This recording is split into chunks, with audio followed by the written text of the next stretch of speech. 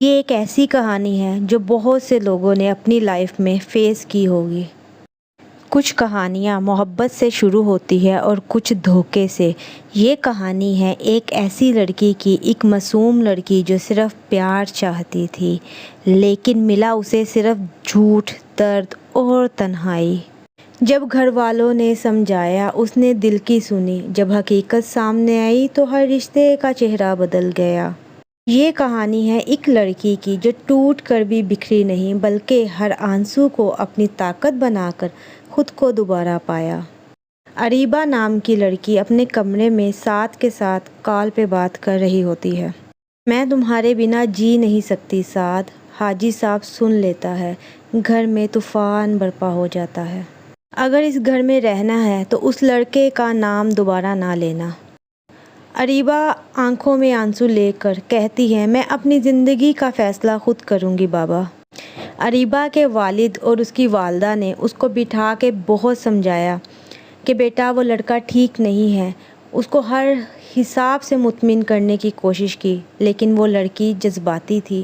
اس نے اپنی زندگی کا فیصلہ جو لینا تھا وہ لے چکی تھی۔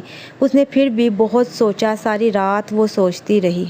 اس کی اس حرکت کی وجہ سے اس کے ماں باپ بہت پریشان ہو چکے تھے۔ وہ ساری رات وہ بھی آپس میں بات کرتے رہے کہ پتہ نہیں یہ کیا فیصلہ لیتی ہے۔ ان کو ڈر تھا کہ لڑکی کہیں گھر سے نکل ہی نہ جائے، کیونکہ لڑکے نے فل اس پر قابو پایا ہوا تھا اور وہ جانتے تھے کہ یہ لڑکا اس کے لیے ٹھیک نہیں ہے۔ اریبہ نے بھی ساری رات سوچ کر گزار دی کہ اب میں کیا کروں، کیا میں اس سے شادی کروں یا اس کو چھوڑ دوں۔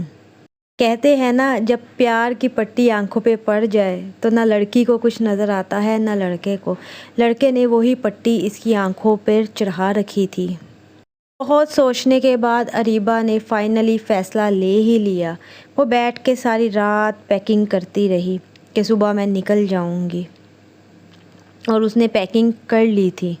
پھر اس نے سعد کو کال کر کے بلا ہی لیا اور وہ دونوں نکل پڑے، اور سعد اس کو لے کر ایک رات کہیں رک گیا اور اس نے بولا کہ ہم اگلی ہی صبح نکاح پڑھا لیں گے۔ اریبہ بہت گھبرائی ہوئی تھی۔ سعد نے اس کو بولا، کچھ نہیں ہوتا، یہ کام تو ہم نے کرنا ہی تھا، اگر گھر والے مان جاتے تو اتنا مسئلہ نہ ہوتا۔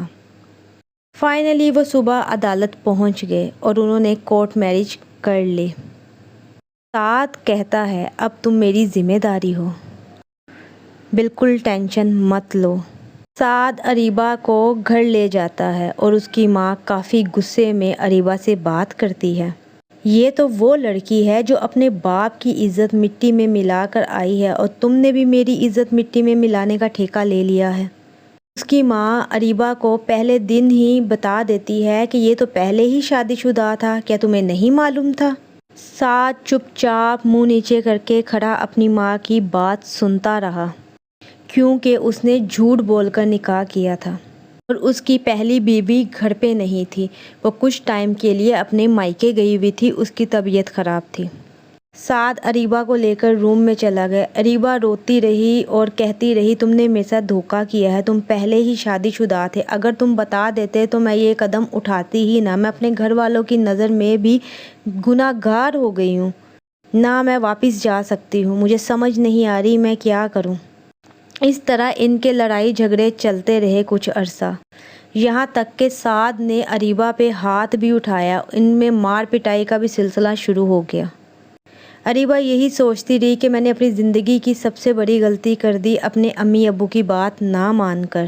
پھر اچانک اس کی پہلی بیوی نمرا واپس آ جاتی ہے۔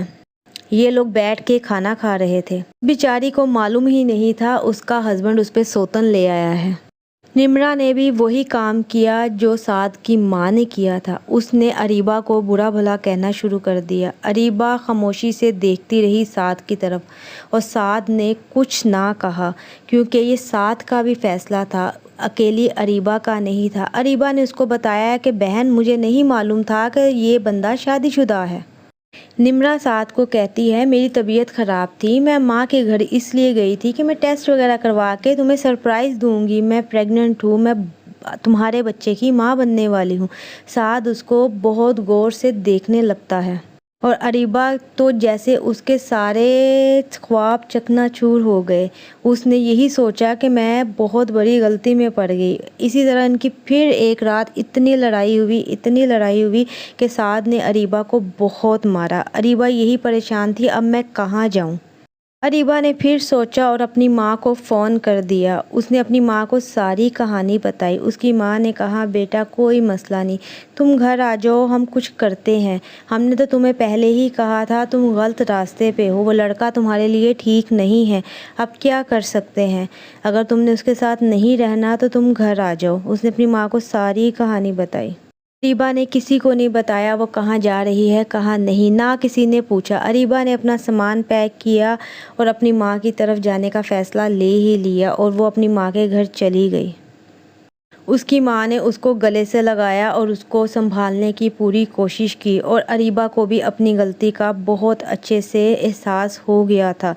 اریبہ کو اس کی ماں نے بولا، اب آگے کا کیا کرنا ہے؟ اس نے بولا، مجھے اب خود سٹینڈ ہونا ہے۔ اریبہ نے آگے نوکری کا فیصلہ کیا اور خود کو سٹینڈ کرنے کی پوری کوشش کی۔ کبھی کبھی زندگی ہمیں ان راستوں پر لے جاتی ہے جہاں سے لوٹنا ممکن نہیں ہوتا، صرف آگے بڑھنا ہی پڑتا ہے۔ ویڈیو پسند آتی ہے لائک، شیئر اور سبسکرائب کر کے جائیے گا۔ Thank you.